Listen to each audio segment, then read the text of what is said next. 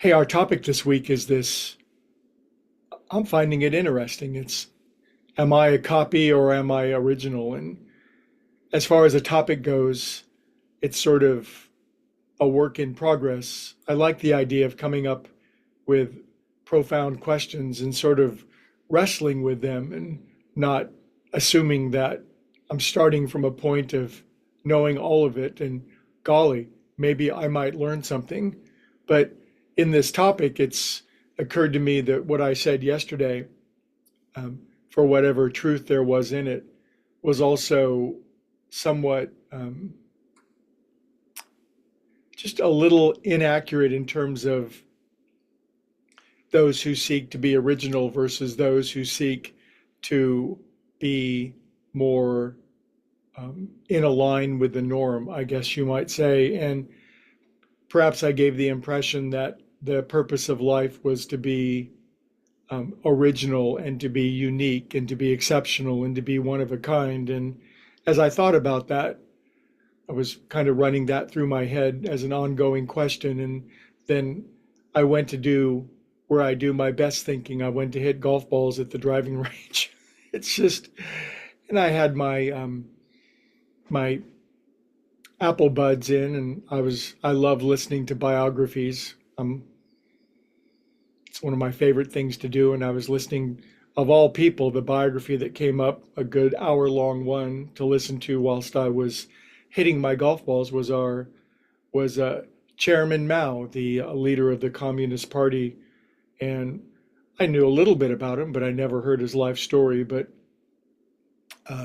he was unique and exceptional and original and one of a kind in that he was responsible for the death of about roughly, they say, 40 million people, personally and individually. In other words, his unique, original, one of a kind contribution was that he sort of initiated the death of about 40 million people. And it was like, wow, that's really original and unique. Not very many people do that. And the 20th century seemed to have been somewhat pockmarked by such individuals.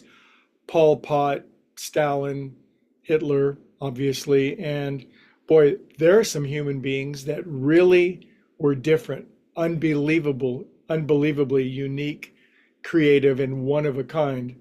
But they missed, and perhaps were the greatest examples in human history so far, at least on this planet, of being misaligned. In other words, they, through self-will and stubbornness, they managed to gather enough power to exert enough force to bring about the death and misery of so many human beings. And certainly anybody who's aligned, anybody who is in the flow of love, light, and truth of God will never do any such thing. It's impossible to do that. And so it sort of occurred to me as I was hitting golf balls that it's not about it's not about originality. It's not about exceptional. The person working in Walmart as a greeter may be so fully aligned and no one would ever notice them in their whole life. But the greatest originality of all is to seek connection with our higher power. And whether this translates as the world noticing us or not is truly irrelevant in the overall scheme of things.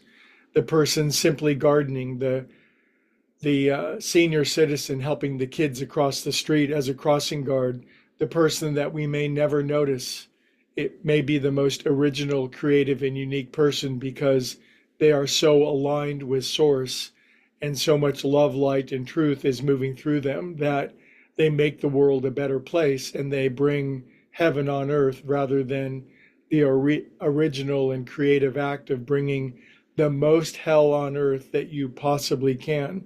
And of course, that's available should we choose it.